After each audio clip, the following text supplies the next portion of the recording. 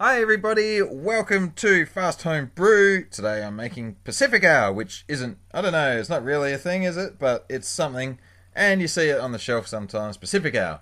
So to me that's kind of like a mild golden ale. So I've going to make basically a golden ale but with galaxy hops, because that's what you get in a Pacific Ale. It's going to taste kind of fruity. Anyway, so here's my grain bill, and this is my award winning from last year Golden Ale grain bill that got me a second place, except with one difference. I'm using Toffee malt. So I'm aiming for an OG of 33, so there's a bit less grains than usual. 63% ale, 25% Vienna, 8% wheat, and the difference is 4% Toffee malt, I think. I haven't used Toffee malt much, but I'm using it this time, and here I am mashing it. And, you know, really I should pay more attention to my mash temperatures. So I do usually think like, I want this one kind of high, or I want this one kind of low, but I never really go for anything exact. But anyway, time for some cricket. Oh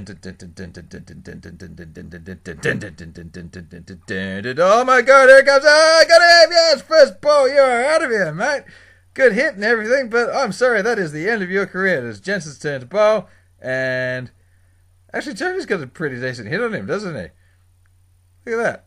Yeah, swing and a miss there, but oh, very good.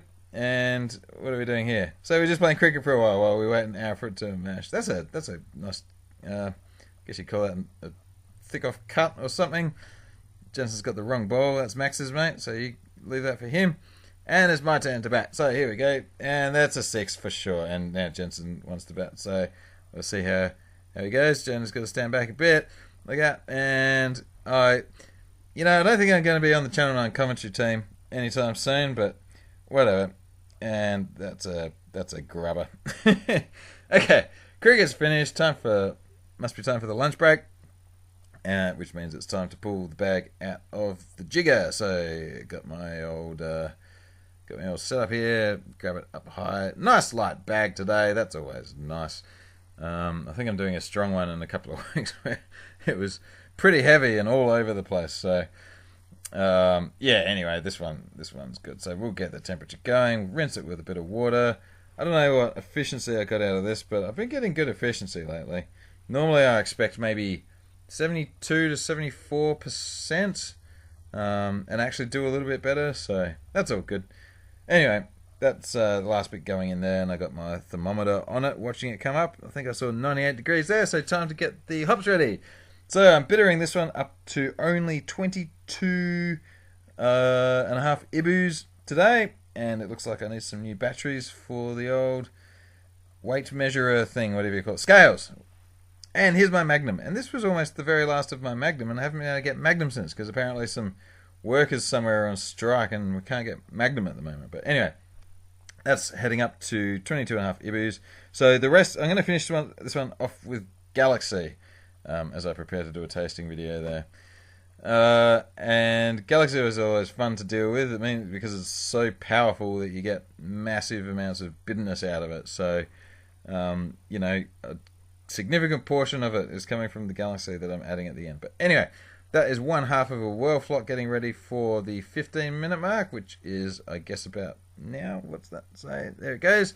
And a little bit of yeast nutrient there as well.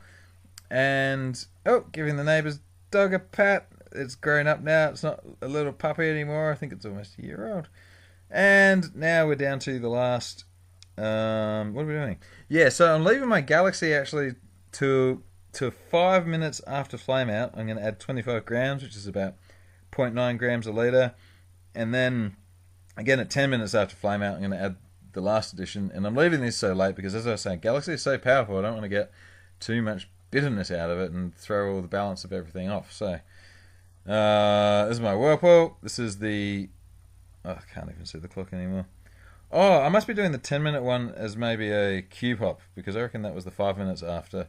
So I'm getting my cube all sanitized and stuff now, and you might have heard me question whether I actually need to do that a few times, but I do it anyway because old habits and etc. I'm going Commando. Have a look at that. And I think this turned out to be harder than I thought it would, but Commando dry hop into the cube. There you go. And here's my sample, except that bit's a liar, so I get my real sample. Got a new jug now because the old one cracked up eventually. It's not designed to get boiling stuff chucked in a little piece of plastic. And there we go, filling up the kip. So this thing's draining all the way up to the...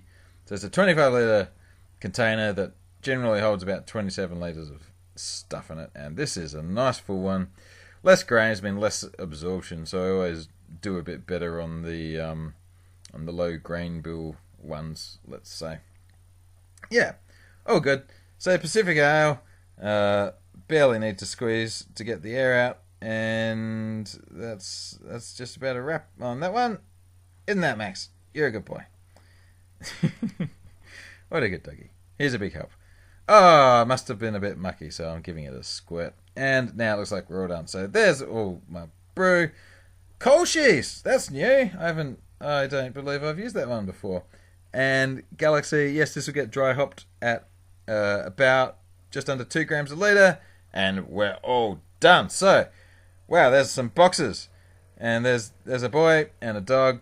Thanks for watching the video. Like, subscribe, etc., etc. And don't forget to recycle your cardboard boxes, I suppose. Cheers, bye.